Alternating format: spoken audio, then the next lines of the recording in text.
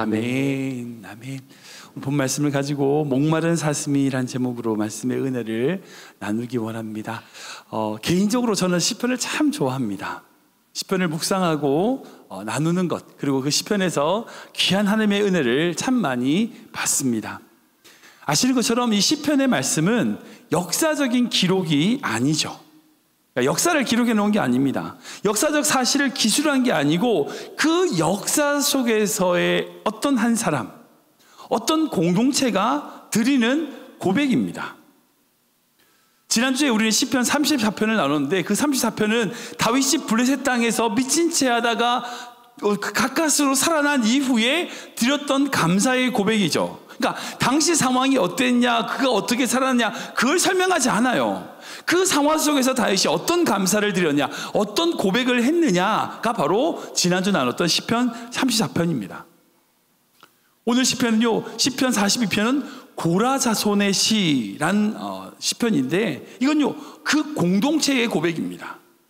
이 고라 자손은요, 민수기 16장을 보면 이제 나쁜 이름이에요. 고라라는 이름이. 왜냐하면 모세에게 반항하고 반란을 일으킨 사람이 바로 이 고라입니다. 이 고라의 당이라고 해서, 고라당이라고 해서 이 고라를 따르는 사람들이 모세를 반역해서 하나님의 권위를 대항을 하죠. 결국 어떻게 했습니까? 멸망당해요. 근데 그의 후손들이 그 자신들의 선조가 실수했던 그 실수에 대하여 철저히 회개하고 바르게 살기 위하여 날마다 몸부림쳤던 공동체가 바로 이 고라 자손들이에요. 그리고 이 고라 자손들은요, 성전에서 하나님을 예배하는 예배단이었습니다. 성가대였어요. 그러니까 그 공동체가 늘 하나님의 성전에 거하면서 하나님께 드렸던 고백이 바로 오늘 시편 42편입니다. 사랑하는 여러분, 시편에서 우리가 반드시 알아야 될 게 있어요. 그게 뭐냐? 그 시편에 고백하고 있는 그 모든 시편의 저자들은요, 우리와 다른 사람이 아니에요. 뭐 특별하거나 뭐 특출나거나 우리와 전혀 다른 사람, 뭐 DNA가 다른 사람이 아니에요. 우리와 똑같은 사람이에요. 그러니까 무슨 말이냐? 시편에 나오는 그 모든 고백들은요, 바로 우리의 고백이 되어야 된다는 거예요. 그 시편에 나오는 모든 이야기들과 그 모든 고백들, 그런 모든 말씀들은요, 찬양들은 바로 우리의 찬양이 되어야 되는 거, 우리의 고백, 삶으로 드려야 되는 고백이 되어야 된다는 거예요. 하나님은요, 우리 연약함을 아세요. 예, 아십니다. 우리가 환경이나 어려움 속에서 어떤 고통을 당하는지 우리 하나님은 너무나 잘 아세요.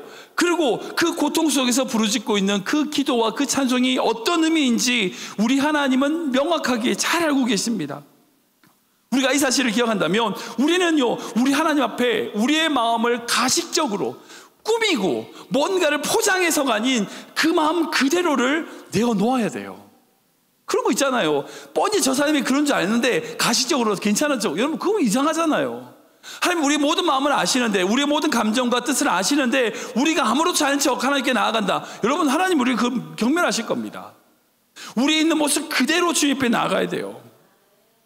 시편을 보면요, 그래서 하나님 앞에 뭐 별의별 얘기를 다 해요. 마음을 다 쏟아놓습니다. 여러분, 그게 진짜 바른 신자예요. 남들 앞에서 뭐 어떤 그렇게 잘난 척, 아니 좋은 척, 그런 척하만 하는 것이 좋은 신자가 아니라 정말 자신의 마음을 진솔하게 내어놓을 수 있는 자가 정말 바른 신앙이라는 거예요. 사람이란 것이요, 사실 이제 감정이 있잖아요. 기쁨, 슬픔, 고통, 눈물, 사실 그 모든 감정들, 그것을 주님 앞에 내어놔야 돼요. 누군가를 보면 떠오르는 분노, 사랑하는 사람이나 자녀들을 볼 때 생기는 기쁨. 여러분, 그렇게 따지면요, 우리의 감정이 우리 자신이에요. 근데 성도들 중에서 이 감정을 잘 이해를 못해요. 여러분들, 감정이 뭐죠? 1차적으로는요, 어떤 상황을 닥쳤을 때에 우리에게 나타나는 즉각적인 반응이 바로 감정입니다. 예를 한번 들어볼게요. 예를 들어보면 여러분이 운전을 하고 있어요. 운전을 쫙 하고 있는데 어느 차가 갑자기 뒤에서 크락션을 막 빵 울리더니 난폭하게 여러분들 차 앞을 딱 끼어들었어. 여러분, 어떤 감정이 들까요? 어떤 감정이 올라오죠? 순간적으로 화가 팍 올라오고 침이 오릅니다. 로드 레이지라고 하죠. 길에서 분노하는 거. 그래가지고 뭐 사고도 나기도 하고 뭐 폭행도 하고 뭐 그런 뉴스도 있잖아요. 아무튼 여러분들 앞에 그런 차가 꽉 끼어들었어. 여러분, 분노가 나죠. 당연합니다. 그래서 여러분들이 막 쫓아갔어. 그 차 나를 화내겠다 이거죠. 막 쫓아가가지고 신호를 마침 막 바뀌는 바람에 차가 멈췄어요. 그 옆에 가지고 쫙 한 소리 하려고 창문을 쫙 열고 딱 봤는데 어린애가 아파서 아빠가 안전부절 못하고 있는 거예요. 애가 아파서 병원을 막 가고 있는 중이었어요. 그런데 그 사람을 보고 화를 낼 수 있습니까? 그 아이가 아프다는 걸 파악을 했어요. 그 순간에도 뭐 로드레이지 때문에 그 사람 내한테 끼어들었다, 크라시 올렸다 그거 가지고 그 사람도 화를 낼 수 있을까요? 오히려 다른 차들 앞에서 막 빵빵거리면서 비켜주라고 오히려 더 자기가 그러겠죠. 여러분, 상황은 안 달라졌어요. 내 앞에 끼어들고 빵빵거리는 건 똑같아요. 근데 그 차에 가서 그 상황을 다 보니 그럴 수밖에 없는 거죠. 그럼 어떻게 돼요? 우리의 감정이 어떻게 될까요? 그 상황을 다 알고도 분노한다. 그분 약간 좀 이상한 분이고요. 그렇잖아요. 그런 상황을 다 알면 이해하게 되죠. 감정이 변합니다. 더 이상 분노하지 않게 돼요. 제가 이 말씀을 왜 해드리냐면 우리의 감정은요, 상황에 따라서 변해요.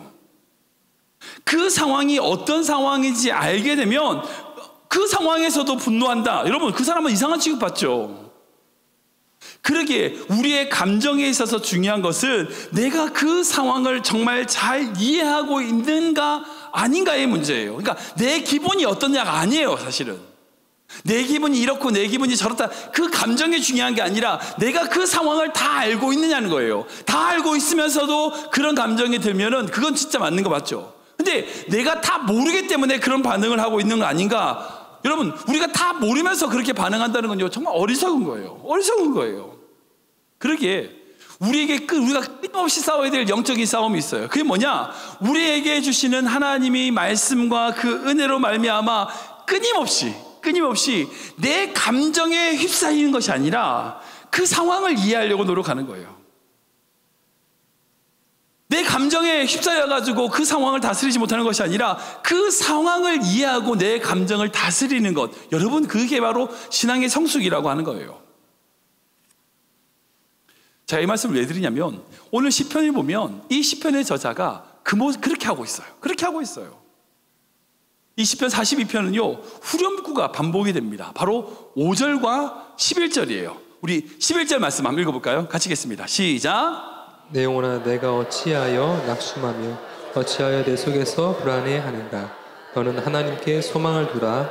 나는 그가 나타나신 도우심으로 말미암아 내 하나님을 여전히 찬송하리로다. 아멘. 시편 42편, 43편 이 두 개를 같이 생각해야 됩니다. 왜냐하면 시편 42편과 43편에 공통되는 후렴구, 방금 읽었던 이 11절 말씀과 똑같은, 한자도 틀리잖아요. 똑같은 구절이 세 번이나 등장해요. 5절, 11절, 43편, 5절 이렇게 세 번이나 반복합니다. 그래서 지금 말하면, 지금의 찬송가식으로 얘기하면 1절과 2절과 43편이 3절이 되는 거죠. 후렴이 똑같이 있는 그런 찬양이 나올 수 있습니다. 그러니까 이 시편 42편과 43편에 있어서 제일 중요한 구절이 바로 방금 읽었던 이 11절 말씀이에요. 지금 고라자손이 어떻게 찬양하고 있어요? 설령 지금 나의 영혼이 낙심되고 불안할 수 있는 그런 상황이 있을 수 있어요. 즉 자기의 마음에 어떤 감정이 그들에게 찾아올 수 있어요. 절망하기도 하고요, 불안해하기도 하고요, 분노가 같은 그런 부정적인 감정들이 격해질 수 있어요. 그런데 그때 마치 자신의 영혼이 또 다른 사람인 것처럼 자신을 객관하면서 나의 영혼아 왜 불안해하는가, 왜 낙심하느냐, 하나님께 소망을 두라, 난 여전히 찬송하겠다라고 선언하고 있는 모습을 보게 됩니다. 지금 우리에게 모든 성도들이 고백이 바로 이 고백이라는 생각이 듭니다. 혹시 성도님들에게 여러 가지 상황으로 인하여 낙심하셨습니까? 주변의 환경으로 인하여 어찌 될지 몰라 불안해하십니까? 지금 여러분의 감정은 어떻습니까? 분노나 억울함이나 뭐 그런 감정들로 인하여 주체를 못하십니까? 아니요. 그 순간에 여러분들, 우리의 답은 오직 하나밖에 없어요. 우리의 영혼에게 선포하는 겁니다. 왜 낙심하냐? 왜 불안해하느냐? 왜 불평하고 있냐? 내 영혼에게 선포하는 거예요. 그 모든 부정적인 감정을 내려놓고 하나님만을 바라보라. 하나님께 소망을 둬라. 그의 도우심을 구하며 찬송하라. 여러분, 그 모든 선택의 고백, 그런 모든 선언이 우리 한 성도들의 있기를 주님으로 축원합니다. 좀 구체적으로, 그렇다면 우리가 이렇게 내 영혼을 향하여 하나님께 소망을 두라라고 선언을 했는데 그 소망을 둔다는 것이 어떤 의미인지 두 가지 정도 한번 생각해 보기 원합니다. 첫 번째로 우리가 하나님께 소망을 둔다는 것은요, 주님만을 갈급하고 갈망한다는 거예요. 우리 같이 해볼까요? 시작! 주님만을 갈급하고 갈망하는 것입니다. 한번 더 읽겠습니다. 주님만을 갈급하고 갈망하는 것입니다. 우리 1절 말씀 같이 읽겠습니다. 시작! 하나님이여 사슴이 시냇물을 찾기에 갈급함같이 내 영혼이 주를 찾기에 갈급하니이다. 내 영혼이 하나님 곧 살아계시는 하나님을 갈망하나니 내가 어느 때에 나가서 하나님의 얼굴을 배울까. 아멘. 우리가 어떤 것을 소망한다는 것은 다른 말로 얘기하면 그것을 갈급한다, 갈망한다는 거죠. 예를 들어서 전 저 학교를 좀 소망하고 있어요. 무슨 말이에요? 그 학교 들어가고 싶다는 거예요. 그걸 원한다는 겁니다. 난 이런 직업과 이런 직업을 소망한다, 그런 직장을 소망한다. 무슨 말이에요? 내가 그 직장에 들어가고 싶은 갈망이 있다는 거예요. 갈급함이 있다는 거죠. 오늘 본문에 등장하는 이 갈급한다는 단어는 히브리 말로 아그라라고 하는 단어입니다. 이 아그라는요, 목이 탄다, 갈급한다라는 뜻인데, 이 목이 탄다, 갈급한다는 히브리 단어 두 개가 있어요. 하나는 제가 말씀드렸던 아그라고, 하나는 차마라는 단어예요. 이 차마는요, 단순하게 목이 마르다, 기갈이 있다는 뜻이에요. 근데 이 아그마라는 단어는요, 단순한 그렇게 목마름을 뜻하는 게 아니에요. 그 물이 없는 상태에서는 죽음을 의미하는 그런 기근, 그런 갈급을 얘기하는 거예요. 목이 말라서 죽는 상태를 얘기하는 거예요. 마치 사막에서 목이 마른 것, 그 목이 마른 것, 그런 상황, 극심한 갈증을 의미하는 답니다. 오늘 이제 제가 제목을 목마른 사슴이라고 했는데, 왜 목마른 사슴이라고 했냐면 바로 그것을 명확하게 보여주는 예가 바로 사슴이에요. 사슴의 식도는 멜라닌 성분으로 되어 있다고 그래요. 그래서 10시간에서 12시간 정도에 한 번씩 무조건 수분을 흡수를 해야지만 이 식도가 들러붙지 않는다고 합니다. 만약에 그렇게 하루 정도를 시간을 이후로 지나서 물을 마시지 않으면 이 식도가 흡착해버려요. 붙어버려요. 그러면 어떤 음식도 먹을 수가 없어요. 그러니까 이 사슴에게 목마름이란 것은요, 나 목마르다, 그런 차원이 아니에요. 그 목마름을 해결하지 않으면 죽는다는 뜻이에요. 그게 무슨 동물의 왕국 같은 다큐멘터리 보면 물웅덩이 같은 데 있잖아요. 그런데 임팔라라든지 그런 사슴과의 동물들이 와서 그 물웅덩이에 물을 먹습니다. 근데 그 물웅덩이에 누가 지키고 있어요? 사자가 보고 있어요. 거기 사자가 뻔히 있는 거 다 알아요. 근데 와서 물을 먹어요. 왜 그럴까요? 그거 안 먹으면 죽으니까. 사자에 잡혀 먹냐, 물 못 먹어서 죽나 똑같으니까. 한 명만 죽고 나머지는 물을 먹을 수 있으니까. 그러는 거예요. 물을 마시지 못하면 죽는다는 뜻이에요. 사슴은 그런 종류의 동물입니다. 사랑하는 여러분, 우리에게 갈급함이 있습니다. 근데 이 갈급함은요, 세상 것으로 결코 해결할 수 없어요. 세상에 있는 것으로요, 결코 우리의 갈급함을 해결할 수 없어요. 오직 주님께 나아가야만 해결됩니다. 주님께 소망을 둬야 돼요. 그래야 사는 거예요. 우리 주변을 보면 종종 세상에 소망을 두는 사람들이 있습니다. 그죠? 단순하게 인생의 목표가 뭐예요? 좋은 가방 드는 거, 좋은 차를 타는 거, 좋은 집에 사는 거, 좋은 돈을 가지고 쓰는 거. 여러분, 세상의 목표, 온통 목표가 그거예요. 그 자랑하는 게 그거밖에 없어. 난 이거도 있고 저거도 있고 뭐도 있고 저거도 있고. 세상에 소망을 두는 거예요.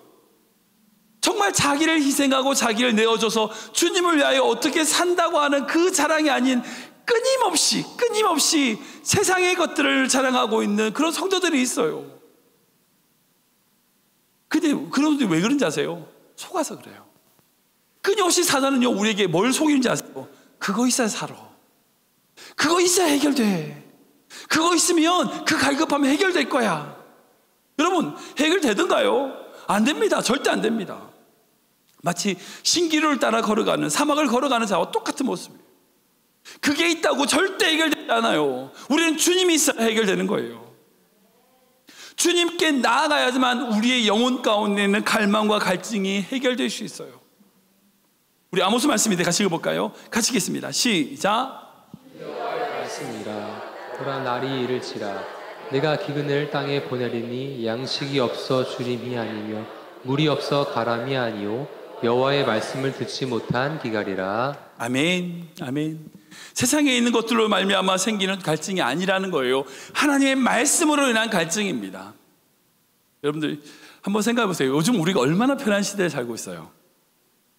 20, 30년 전만 해도요, 우리는 정말 상상할 수 없는 시대를 우리는 살고 있습니다.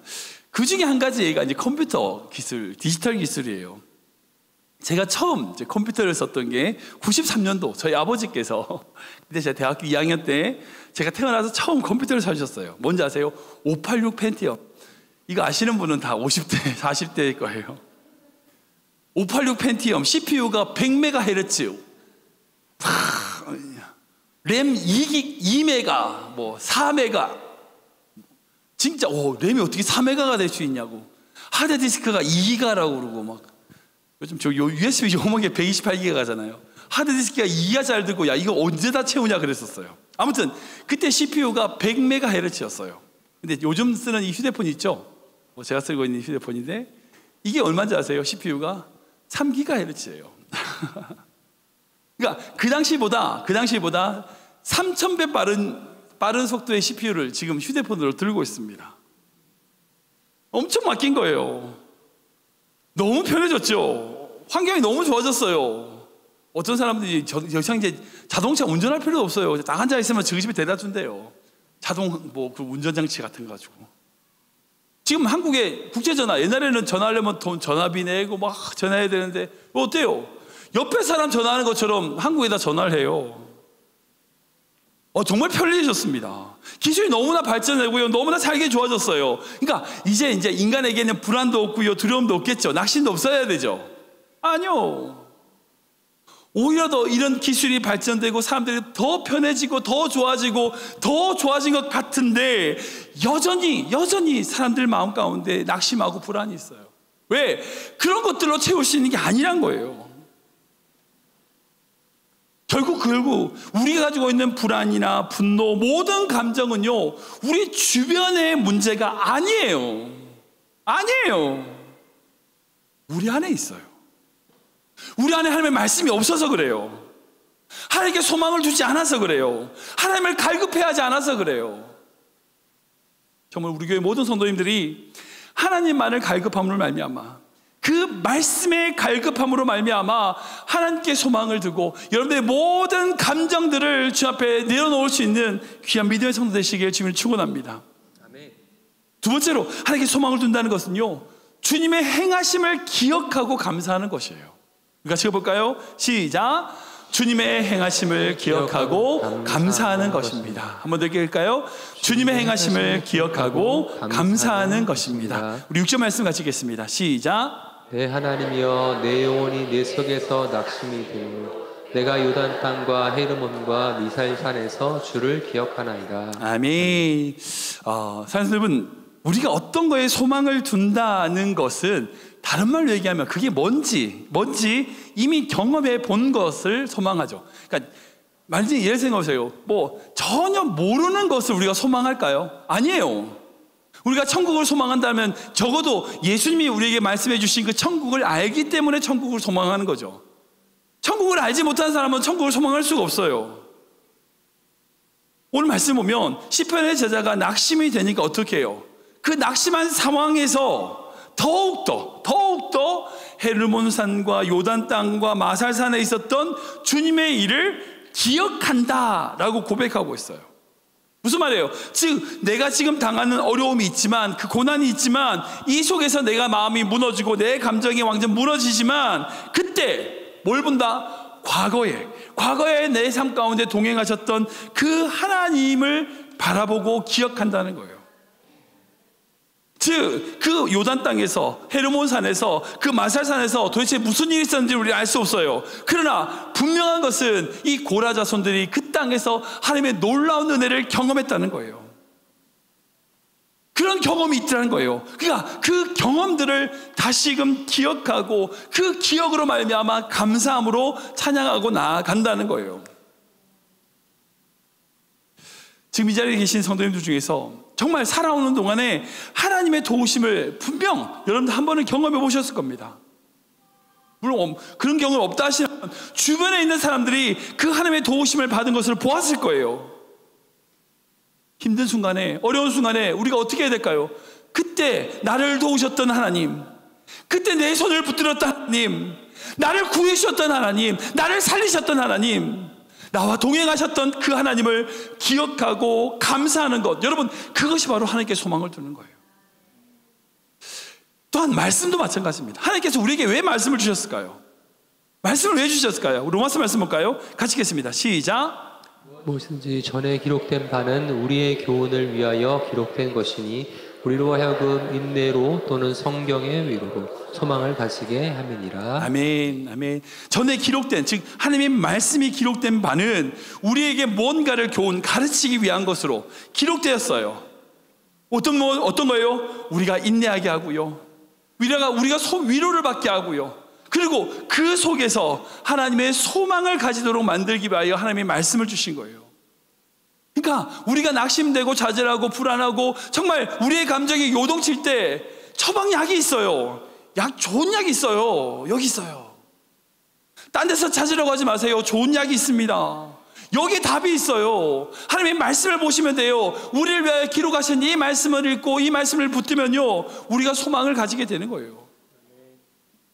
우리가 하나님께 소망을 가진다는 것은요, 단순하게 허황된 꿈을 꾸는 게 아니에요. 우리 과거에 우리 삶에 역사하셨던 그 하나님을 추억하고 기억하는 거예요. 지금 우리 삶에 말씀하고 계시는 그 하나님의 말씀을 붙드는 거예요.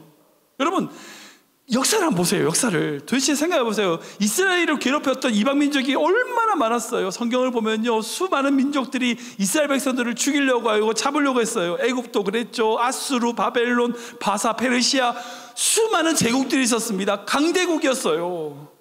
어마어마한 제국이었다고요. 이스라엘을 비롯한 모든 민족을 사로잡았던 공포의 대상이었습니다. 근데 역사를 보세요. 그런 나라들은요, 하나도 없이 사라졌어요. 다 사라졌어요. 흔적도 없습니다. 그들이 누렸던 부귀와 권세와 그 모든 것 안개처럼 다 사라졌어요. 그러나 지금도 여전히 남아있는 것은 바로 하나님의 말씀이에요. 이 말씀을 없애려고 그 민족을 수많이 공격했던 그 모든 민족들은 다 사라지고 오직 하나님의 말씀은 남아있습니다. 이스라엘 백성들 남아있어요. 우리가 말씀 안에서 하나님이 행하셨던 것들을 묵상하고 우리 삶에 일하셨던 그 하나님을 기억하고 나아가는 것, 감사하는 것, 여러분, 그것이 바로 하나님께 소망을 두는 거라는 거예요. 말씀 정리하겠습니다. 사랑하는 여러분, 우리 모두에게는 다 감정이 있죠. 감정이 있어요. 그 감정은요, 우리의 기쁨, 슬픔, 분노, 좌절, 절망, 여러 종류의 감정들이, 그 감정들이 바로 우리의 삶이고 우리의 모습이에요. 어떤 일이 생겼을 때 우리가 즉각적으로 그런 우리의 반응들이 나타나게 됩니다. 그런데 생각해 보세요. 그런 감정에 휩싸이는 인생만큼 어리석은 인생이 없어요. 그렇잖아요. 예를 들면 뉴스 같은 거 보시면 순간적인 감정에, 어떤 분노에 못 이겨가지고 실수해서 평생 고생하는 사람들 뉴스에 나와요. 어리석은 거예요. 그 감정에 휩싸여서 사는 인생만큼 어리석은 인생이 없어요. 우리는 우리의 모든 감정을 주님 앞에 올려드려야 됩니다. 우리의 영혼을 향하여 마치 또 다른 사람인 양 선포해야 돼요. 낙심하지 마라. 불안해하지 마라. 분노하지 마라. 교만하지 마라. 선언해야 돼요. 그리고 다시 선언해야 됩니다. 하나님께 소망을 두라. 우리 모든 성도님들이 하나님께 소망을 두는 귀한 성도 되시길 축원합니다. 그럼 소망을 둔다는 게 뭐예요? 두 가지입니다. 첫 번째는요, 그분을 갈급하는 거예요. 그분이 없으면 내가 죽을 것 같이 해보세요. 여러분, 그럼 은혜 주세요. 은혜 주세요. 우리가 불안해하는 원인을 잘 보면요, 결국 우리가 엉뚱한 데 소망을 둬서 그래요. 보이는 그 영원하지 않는 것들의 소망을 두니까 끊임없이 추구하면 추구할수록 더 갈급해지는 거예요. 마치 바닷물을 마시면 마실수록 더 갈급한 것처럼 더 그것들을 취하면 취할수록 더 많이 갈급한, 여러분, 그런 인생이 어리석은 인생이에요. 또한 하나님께 소망을 둔다는 것은 다른 게 아니에요. 하나님의 그 놀라운 역사를 기억하는 겁니다. 우리 삶에 일하셨던 그 하나님, 말씀을 통하여 일하셨던 그 하나님을 기억하는 겁니다. 그것이 바로 우리가 하나님께 소망을 두는 거예요. 저는요, 우리 모든 성도님들이 주님을 향한 갈급으로 정말 주님만을 간절히 원하는 귀한 믿음의 성도 되시길 주님의 이름으로 축원합니다.